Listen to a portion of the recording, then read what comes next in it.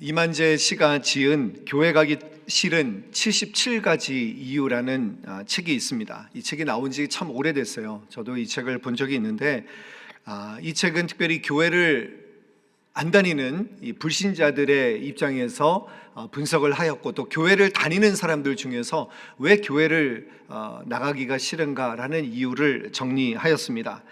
이 내용들을 보면 공감이 되는 내용들도 있지만 공감이 되지 않는 내용들도 많이 있습니다. 여기 보니까 예수 천당 불신 지옥 말하는 게 싫다, 목사가 너무 말이 많아서 싫다, 별의별 이야기가 다 있어요. 또 건축하는 교회들, 그 당시에는 건축을 많이 했으니까 건축 헌금을 내라는 게 부담이 되고, 또 교회 다니는 사람들이 양보를 모른다. 또 이제 청년들이 이렇게 썼어요. 교회 쓸만한 총각이 없다. 자매들은 많은데 교회 쓸만한 총각이 없다. 또 재미가 없다. 또 꼴보기 싫은 사람들이 많다. 이러면서 77가지 이유를 적어놨습니다. 이 책을 처음 봤을 때 저는 좀 놀랐어요. 아니, 교회 가기 싫은 이유가 이렇게 많이 있는가? 여러분, 또 이런 이야기가 있습니다. 어떤 아들이 어머니에게 아침에 일어나서 교회 가기 싫다고 그렇게 투정을 부렸습니다. 그랬더니 이제 어머니가 너 왜 이렇게 교회 가기 싫으냐? 그랬더니 첫 번째, 주일날 좀 늦잠도 자고 싶고, 두 번째, 교회 가면 너무 모임이 많고, 또 성가대가 불협화음을 내니까 싫고, 장로님 기도가 너무 길고 막 이러면서 얘기를 했어요. 그랬더니 엄마가 이 아들을 앉혀놓고 이렇게 얘기를 했습니다. 하나하나 반박하면서 이렇게 말씀하셨어요. 교회 가야 될 이유를 내가 너에게 알려주겠다. 첫 번째, 교회는 사람 보고 가는 게 아니다. 하나님 보고 교회 가라. 성가대 장로님 바라보지 말고 하나님 바라보고 교회 가라. 두 번째, 예배는 선택이 아니라 필수다. 세 번째, 너는 그 교회 담임 목사니까 꼭 가야 된다. 이렇게 얘기를 했다라는 거예요. 목사도 교회 가기 싫을 때가 있다라는 유머입니다. 여러분 어떻습니까? 근데 예전에 제가 교회를 안 다니시는 분 이렇게 전도를 할 때 그 불신자분이 그런 얘기를 하시더라고요. 그냥 가기 싫다는 거예요. 싫은데 이유가 있느냐고, 그냥이라는 말이 더 끔찍한 말로 그렇게 다가왔습니다. 여러분, 남녀가 데이트를 하는데 보고 싶은 이유가 얼마나 많습니까? 여러분, 연애 때의 감정을 한번 생각해 보세요. 비가 와서 만나고 싶다. 햇빛이 너무 아름다워서 만나고 싶다. 더우면 아이스 아메리카노를 마시고 싶다. 겨울에는 뜨거운 아메리카노를 마시고 싶다. 이래도 만나고 싶고 저래도 만나고 싶고, 여러분 어떻게든 그렇게 이유를 만들어내지 않았습니까? 그런데 사랑이 식으면 억지로 이유를 또 만들어내는 거예요. 비가 오니까 만나기 싫고, 더우니까 만나기 싫고, 눈이 오니까 만나기 싫고, 기분이 안 좋으니까 만나기 싫고, 그러다가 보면 어떻게 되느냐면 그냥 싫게 되는 거예요. 여러분, 신앙의 모습도 비슷합니다. 우리가 영적으로 충만하면 그냥 교회 오고 싶은 이유가 막 생겨나는 거예요. 그런데 우리가 지난주에 라오디게아 교회를 살펴봤듯이 우리가 영적으로 미지근해지면 그러면 어떻게 됩니까? 교회 가기 싫은 이유를 만들어내기 시작하는 거예요. 여러분, 수요 여성 예배도 마찬가지입니다. 여러분이 한번 오늘 나눔방에서 한번 나눠보세요. 수요 여성 예배 오고 싶은 이유가 뭔가? 수요 여성 예배 나오기 싫은 이유가 뭔가? 그러면서 우리가 교회 나오고 싶은 이유를 만들어내야 돼요. 그러기 위해서는 예배가 중요합니다.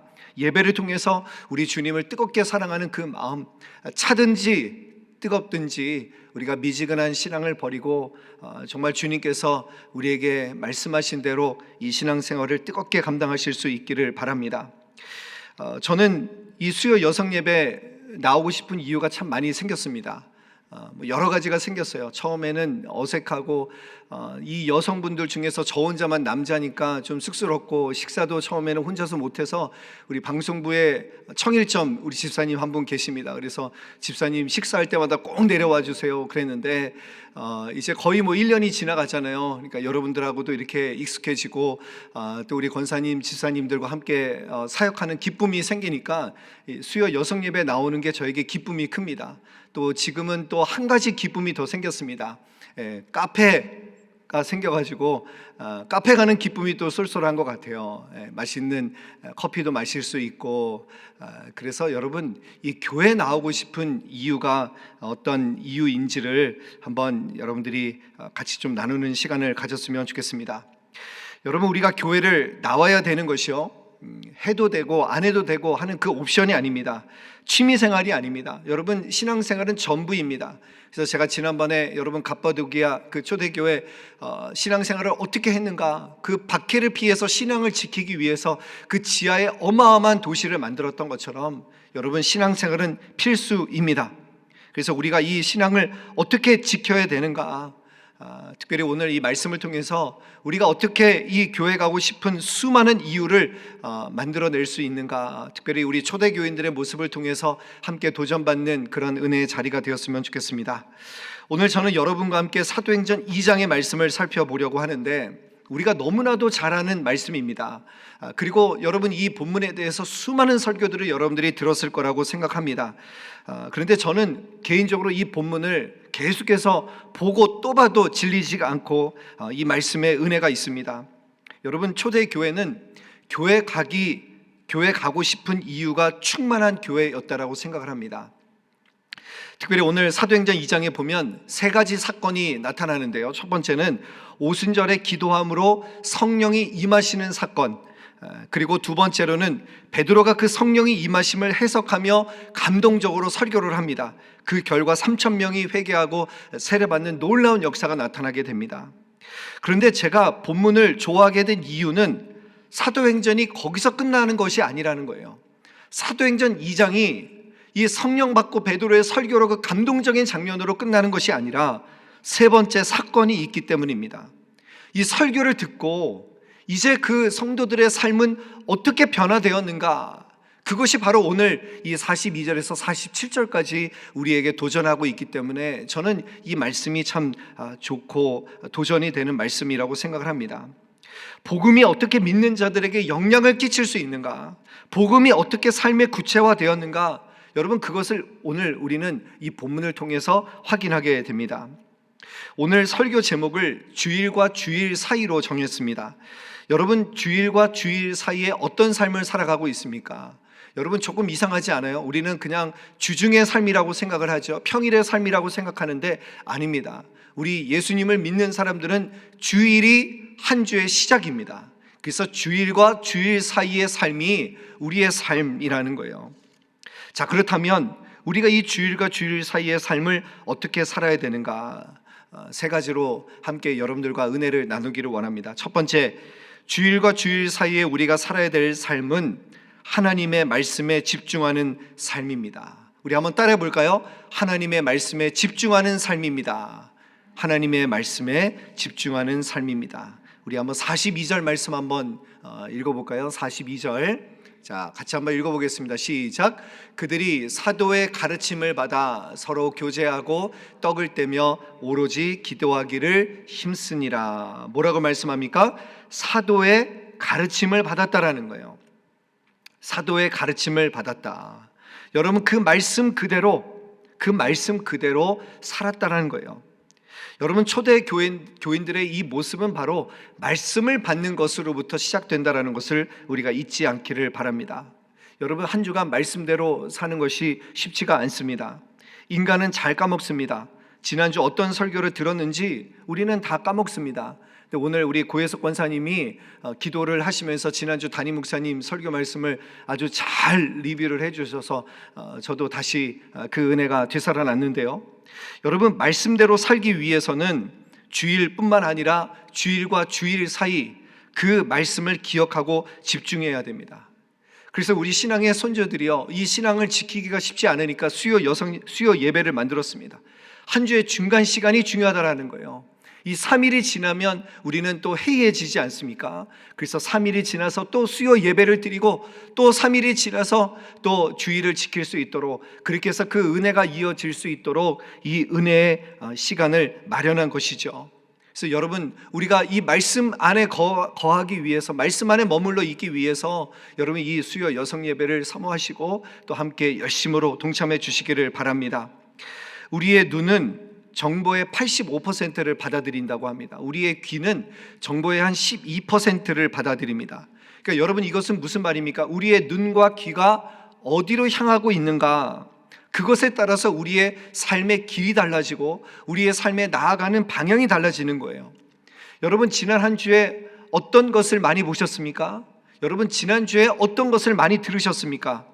그것이 바로 여러분들이 추구하고 있는, 여러분들이 관심 있어 하는 여러분들의 삶의 모습이라는 것을 기억하시기를 바랍니다. 왜 말씀대로 살기가 쉽지 않습니까? 우리의 눈과 귀가 세상의 마음을 뺏기고 세상을 더 많이 보고 세상의 소리를 더 많이 듣기 때문에 그런 것 아니겠습니까? 여러분, 그래서 말씀을 기억하고 말씀대로 살기 위해서는 우리가 하나님의 말씀에 더 집중해야 됩니다. 우리의 눈과 귀가 하나님의 말씀을 향하여 있어야만 우리는 그 말씀을 기억할 수 있다라는 거예요. 그래서 우리가 보아야 될 것을 보아야 되고요, 우리가 보지 말아야 될 것을 보지 말아야 됩니다. 우리가 들어야 될 것을 듣고 듣지 말아야 될 것을 듣지 말아야 됩니다. 여러분, 특별히 요즘에 이 청소년 아이들이, 어린 아이들이 이 유튜브 때문에 얘들이 제대로 자라지를 못하고 있는 것 같아요. 잘못된 정보 때문에, 이 잘못된 그 영상 때문에 아이들이 그것이 전부다라고 생각하고 요즘 봤더니요, 요즘 연예인 하고 싶어하는 애들이 너무 많아요. 유튜버 하고 싶다는 거예요. 평생 이렇게 재미있는 거 하고 싶다고, 그러면서 인생의 꿈을 잃어버리는 청소년들이 얼마나 많은지 모릅니다. 여러분, 그런데 생각해 보세요. 그 유튜브에 올라와 있는 그 정보들이 얼마나 거짓된 정보가 많은지 몰라요. 저는 또 어저께 무슨 영상을 봤더니 바닷가에 괴물이 나타났다고 그래가지고 정말 이 고래만한 어떤 이런 괴물이 이제 등장을 하는데, 이 AI에 나중에 보니까 AI로 그걸 편집했는데 진짜 살아있는 것처럼, 그러니까 이제 우리가 보아도 이것이 진짜인지 가짜인지 모르는 그런 이 미혹의 시대를 살아가고 있다는 것을 여러분 기억하시기를 바랍니다. 그리고 중요한 것은 무엇이냐? 나는 나 자신을 신뢰할 수가 없는 거예요. 여러분, 내 생각과 내 판단에 여러분 동의하십니까? 자신이 있으십니까? 여러분, 하루 종일 동안 여러분의 마음과 생각이 한결같으신 분 계십니까? 감정이 한결같으신 분이 있으세요? 여러분, 이런 분들은 이상한 분이십니다. 인간은 수시로 변해요. 자고 일어나서 변하고요, 아침 먹고 나서 변하고, 마음이 다 다른 거예요. 그때마다 우리의 마음은 수시로 변한다라는 것을 여러분 깨달으시기를 바랍니다. 그렇다고 한다면 여러분, 하루 종일 수십 번, 수백 번, 수천 번 내 마음이 요동치는데 어떻게 내가 판단하는 그 생각과 기준이 옳다라고 여러분 그렇게 말할 수 있겠습니까? 이렇게 연약한 것이 인간입니다. 그래서 예레미야 17장 9절에 보면 이렇게 말씀합니다. 만물보다 거짓되고 심히 부패한 것이 마음이라. 정말 거짓되고 썩은 것이 바로 인간의 마음이라는 거예요. 그러니까 기준이라는 것이 여러분, 내 자신이 기준이 되면 안 됩니다. 나에게 집중해서는 안 돼요. 나의 마음이 가는 대로 눈과 귀가 그렇게 향한다고 한다면 여러분, 그 기준은 흔들릴 수밖에 없다라는 것입니다. 변하지 않는 기준이 무엇입니까? 그것은 바로 진리의 말씀, 하나님의 말씀밖에 없다라는 거예요. 그래서 로마서 8장 5절 6절에서 이렇게 말씀합니다. 육신을 따르는 자는 육신의 일을, 영을 따르는 자는 영의 일을 생각하나니. 우리가 하나님의 말씀에 집중해야 하나님의 생각과 기준이 우리의 삶을 이끌어가게 될 줄로 믿습니다. 그래서 인생은 두 종류예요. 똑똑하고 덜 똑똑하고, 잘나고 못나고가 아닙니다. 인생은 두 가지입니다. 하나님의 말씀에 집중하는 인생인가, 아니면 말씀에 집중하지 못하는 인생인가. 여러분, 주일과 주일 사이에 하나님의 말씀에 집중하는 저와 여러분들의 복된 삶이 되시기를 간절히 바랍니다. 첫 번째는 사도의 가르침을 받는 것, 그것이 우리가 주일과 주일 사이에 힘써야 될 일이고요. 두 번째는 교제하고 떡을 떼며 서로의 필요를 나누어 주는 삶입니다. 특별히 43절에서 46절까지 우리가 어떻게 교제하고 우리가 소유를 나누어 줘야 될지를 분명하게 우리에게 말씀하고 있습니다. 여러분, 교제가 얼마나 중요합니까? 우리 지난주에 1:1 양육자들과 이제 강의를 하면서 나눔을 가지면서 그런 얘기를 드렸어요. 여러분, 우리가 천국 가면 뭐 할까요? 여러분, 천국 가면 뭐 할까요? 모르죠? 어떻게 알겠어요? 그런데 한 가지 분명한 거 있어요. 천국 가면 전도는 하지 않습니다. 그렇죠? 여러분 다 우리 천국 갈 거기 때문에 우리가 천국에 가서 전도할 일은 없을 거예요. 그러면 우리가 무슨 일을 할까요? 우리 성삼위 하나님과 그 영원한 교제 가운데 또 우리가 그 천국 백성들과 함께 교제하는 것, 그것이 우리가 천국에서 누리는 기쁨 아니겠습니까? 그래서 지금부터 잘해야 돼요. 여러분, 우리는요 서로 천국에 가서 서로 평생 정말 영원토록 서로 사랑 가운데 있어야 될 관계이기 때문에 여기서부터 사랑을 연습하는 거예요. 여기서부터 여러분 우리가 서로 사랑하는 법을 배우는 것입니다. 물론 여러분 교회 와서 꿀보기 싫은 사람이 있을 수가 있습니다. 안 맞는 사람이 있습니다. 세모난 사람도 있고 네모난 사람도 있고 동그란 사람도 있고, 그러다 보니까 서로 이야기를 할 때 맞는 사람이 있고 안 맞는 사람이 있어요. 그러나 여러분 기억하십시오. 부딪히기도 하고 또 우리가 그 가운데서 비우는 법도 배우기도 하고 품어주는 모습도 배우게 되고 섬기는 모습도 배우게 되고, 여러분 이것이 바로 예수님께서 우리에게 원하시는 삶의 모습이라는 것을 기억하셨으면 좋겠습니다. 어디까지 우리가 서로 함께 해야 되는가? 오늘 44절 말씀 한번 읽어볼까요? 44절 같이 한번 읽어보겠습니다. 시작. 믿는 사람이 다 함께 있어 모든 물건을 서로 통용하고, 45절 또 재산과 소유를 팔아 각 사람의 필요를 따라 나누어주며. 여러분 여기까지 우리의 관계가 나아가야 된다는 거예요. 서로 내 것을 내 것이라 하지 않고 필요에 따라서 나눠주는 그 모습까지 우리 주님께서 원하시는 모습이라는 것을 우리가 기억하셨으면 좋겠습니다. 여러분 교회 안에서 우리가 피부치도 아닌데 서로 형제라고 자매라고 부르는 것이, 여러분 이것이 엄청난 특권 아니겠습니까? 이것이 엄청난 은혜 아니겠습니까? 그래서 우리가 한번 여러분 여성 예배 나오신 분들은 서로 좀 친자매처럼 그렇게 지냈으면 좋겠어요. 하나님께서 우리를 묶어주셨어요. 하나님께서 우리를 이 공동체로 묶어주셨다고 한다면 우리 나눔방에 있는 분들이 함께 자매로서, 친자매로서 여러분 그렇게 주님의 은혜를 나눌 수 있게 되기를 간절히 바랍니다. 한 가지만 여러분들에게 부탁을 드립니다. 여러분 상대방에게 너무 높은 원칙과 기준을 내세우지 마십시오. 왜 그렇습니까? 우리는 믿음의 분량이 다 다른 사람들이 모였어요. 어떤 사람은 5대째 크리스찬이고 어떤 사람은 엊그제 믿은 정말 새신자 아닙니까? 지난번에 더 테이블을 하면서 정말 거기서 이제 이 말씀을 통해서 변화되어서 이번에 세례받겠다고 하신 분들이 얼마나 많이 생긴지 몰라요. 그러니까 우리 교회 여러분 새신자분들이 오면 여러분 그분들을 어떻게 맞아 주셔야 되겠습니까? 그분들의 그 신앙의 정도, 그 믿음의 정도를 우리가 배려할 수 있어야 되는 거예요. 그래서 중요한 것은 무엇이냐? 강한 자가 약한 자를 섬기는 것입니다. 오래 믿으신 분이 새로 믿으신 분에게 맞춰주는 것, 여러분 그것이 교회의 모습이 되어야 된다는 거예요. 제가 지난번에 노예 성지학습을 가면서 우리 목사님들하고 교제를 나눴는데 거기서 어떤 목사님이 그런 고백을 하셨어요. 교회가 갈라질 수밖에 없었던 이유, 이 새신자들이 들어오면서 이 기존에 있는 이 성도분들하고 이제 마찰이 생기는 거예요. 갈등이 생기는 거예요. 근데 그 얘기를 하셨는데 거기 계신 목사님들이 다 동의하시는 거예요.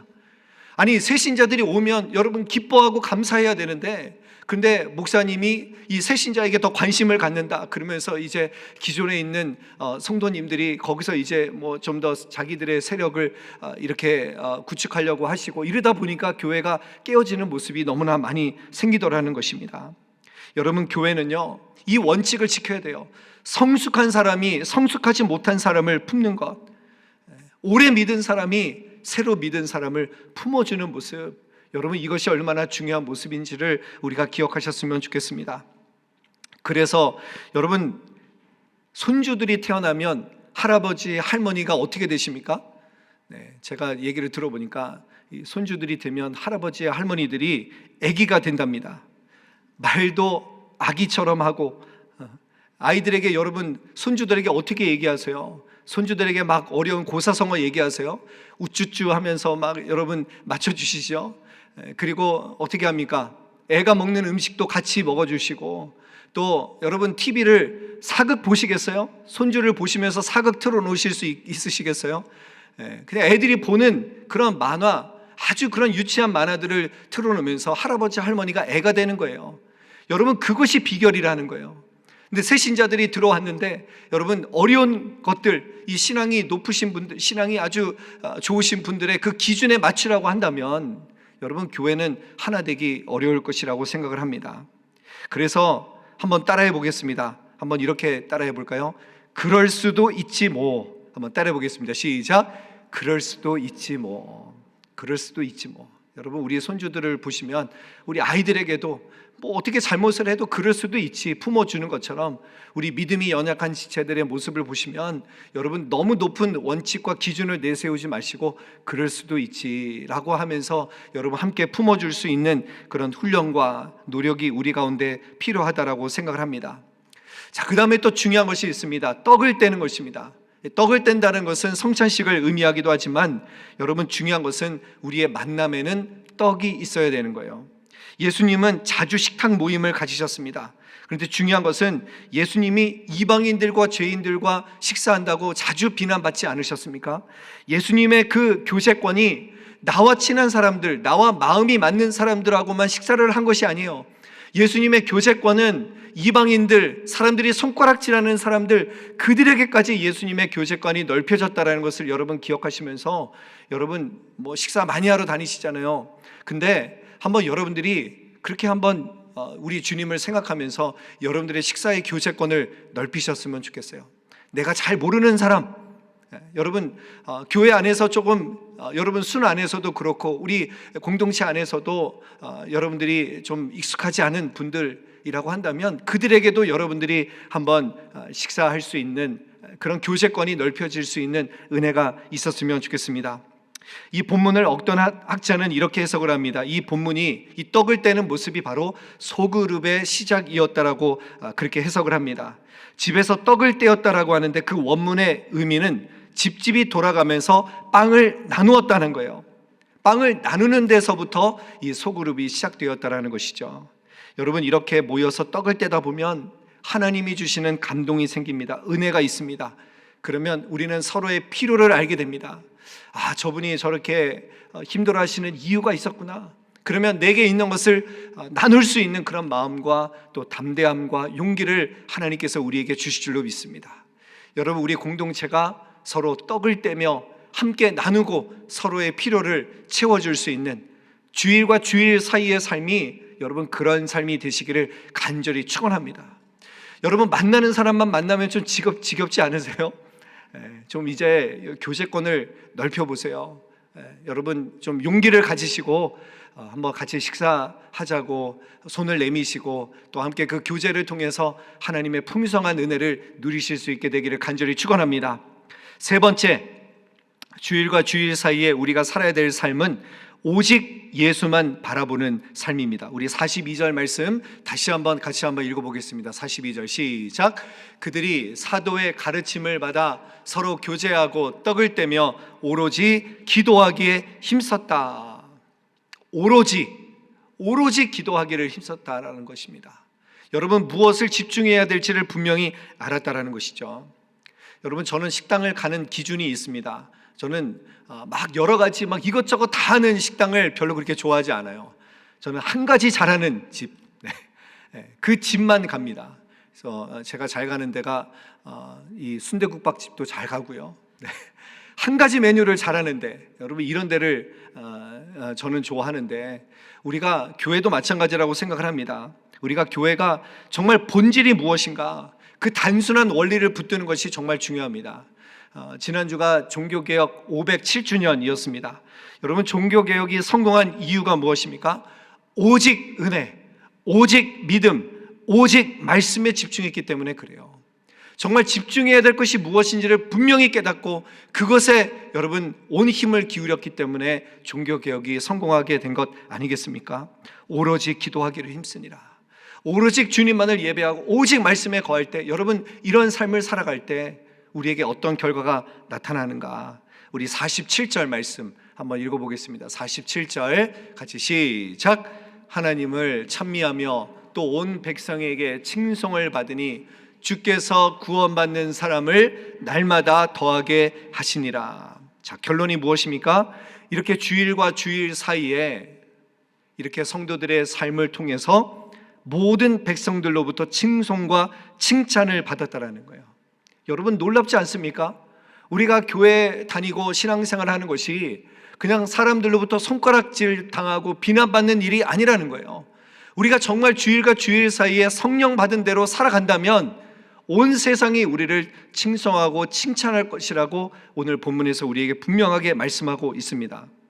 자, 그런데 여러분, 요즘 교회들이 어떻습니까? 이 비난받고 손가락질 받는 것에 아예 그냥 익숙해진 것 같아요. 그냥 교회는 그냥 그런 곳이다라고 하니까 그냥 교회가 그냥 그런 것처럼 그냥 조용히 우리의 할 일만 하는 것처럼 그렇게 비춰졌는데, 지난 10월 27일에 200만 성도 연합 기도회를 개최하지 않았습니까? 근데 이 기도회를 보면서도 이제 이 기독교 안에서도 이제 찬반 이 여론이 갈렸습니다. 어떤 이 이제 비판하는 사람들은 아니, 예수님이 그렇게 세를 과시하라고 가르쳐 줬느냐고, 그러면서 조용히 기도하고 그렇게 우리가 회개하고 그래야 되지, 그것을 다 모인다고 하는 것이 그게 좋은 모습이 아니다, 이게 기독교 방식이 아니다 라고 이렇게 비판하시는 분들이 있었어요. 근데 여러분, 우리가 싸워야 될 것은 싸워야 된다고 생각을 합니다. 그렇죠? 그래서 이 목사님들이 초교파적으로 연합을 해서 이 200만 이 연합 기도회를 개최했다라고 생각을 합니다. 거기 설교하신 목사님이 이렇게 이야기를 하셨어요. 온 이스라엘을 미혹하는 이 바알과 아세라 선지자를 맞섰던 이 엘리야처럼 그 심정으로 이 850대 1의 그 대결을 하는 마음으로 그 자리에 오셨다라고 이야기를 하시면서 이렇게 이야기를 하셨습니다. 오늘 저희들이 이렇게 모여서 집회를 해도 세상은 비웃고 있습니다. 많은 사람들이 소리를 내어도 메인 뉴스에서 다루지 않을 것입니다. 다룬다 해도 보수 기독교 단체가 모여서 교통체증으로 고통을 겪었다는 소리만 할 것입니다. 이렇게 설교를 하셨는데, 여러분 진짜 그 다음에 보는데 뉴스가 안 나오더라고요. 메인 뉴스에 전혀 안 나오는 거예요.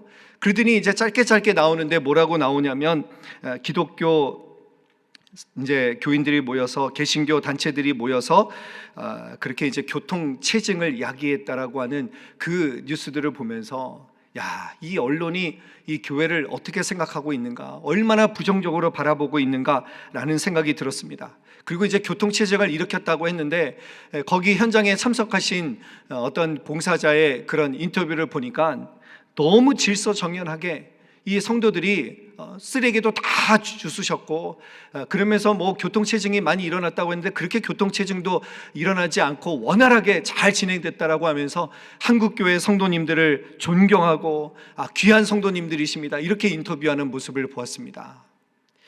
여러분, 그런데 이 세상의 모습을 보면서 여러분 어떤 생각이 드십니까? 우리가 다시 한 마음으로, 우리 교회가 분열되는 게 아니라 우리는 모두 한 배를 탔다는 그런 마음을 가지고 우리 교인들이 한 마음으로 정말 우리가 이제 힘써야 될 그 삶을 살아가게 되기를 간절히 바랍니다. 오늘 리더십 모임을 하는데 어떤 집사님은 그 연합 기도회 3시간 동안 하는 거를 그냥 그 자리에 앉아서 그 모습을 보면서 눈물을 많이 흘리셨다라는 이야기를 했습니다. 여러분, 중요한 것은요, 이제 이렇게 모인 이후의 삶입니다. 이제 교회가 어떻게, 우리가 어떤 모습으로 살아가야 되는가, 그것이 더 중요한 것 아니겠습니까? 이 사도행전 2장에서 은혜 받고 많은 사람들이 세례 받고 거기서 끝나는 것이 아니라 이 성도들의 삶이 변화된 삶으로 나아갔던 것처럼 이제 우리의 삶이 중요하다라고 생각을 합니다. 우리가 다시 칭송받는 공동체를 꿈을 꾸며 우리의 본연의 자리에서 이 주일과 주일 사이의 삶을, 정말 주님께서 우리에게 명하신 삶을 기쁨으로 살아갈 수 있는 저와 여러분들이 되시기를 간절히 축복합니다. 오늘 말씀처럼 사도의 가르침을 받아 하나님의 말씀을 기억하고 서로 뜨겁게 교제하며 나누고 사랑하며 오직 예수님만 바라보며 오직 기도에 힘쓰는 우리 수요 여성예배 공동체 여러분들 모두가 되시기를 주님의 이름으로 간절히 축원합니다. 아멘.